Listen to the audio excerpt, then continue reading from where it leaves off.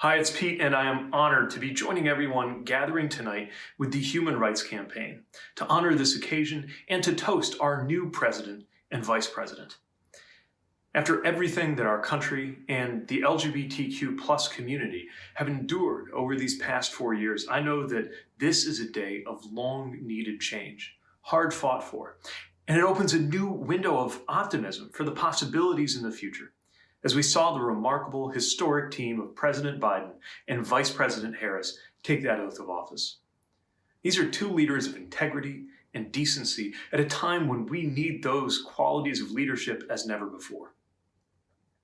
This evening, I want to thank HRC and all of the advocates and the leaders across the LGBTQ+ community working to elect so many pro-equality candidates, not only to the White House, but at every level of government.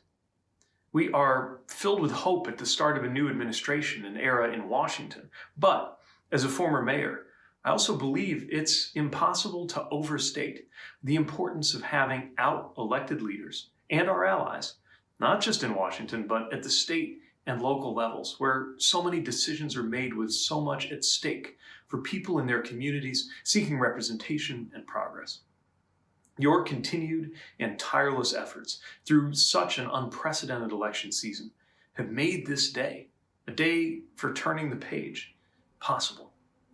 Now, we all have to find new ways to help move our country forward, to deliver on the values that we share.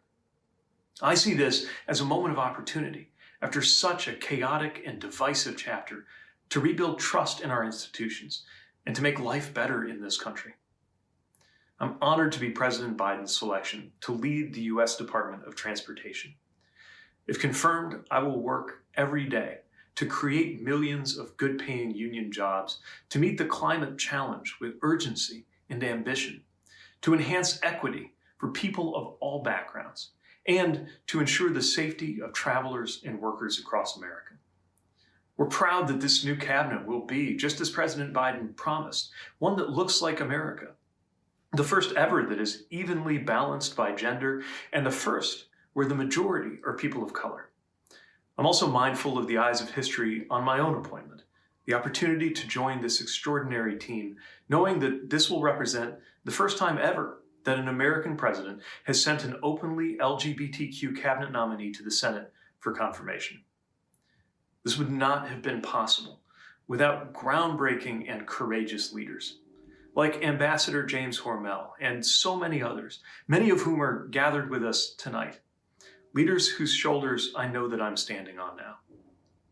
And I recognize that my own obligation and opportunity is to make it a little easier for the next person to come along.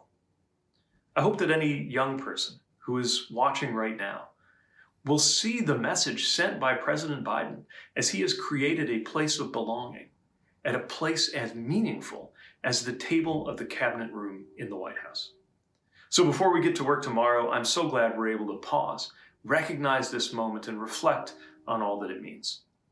It's my belief that we will be able to look back years from now to this moment, the start of this decisive decade, and take pride in the role that each of us played in building a kinder and more inclusive America.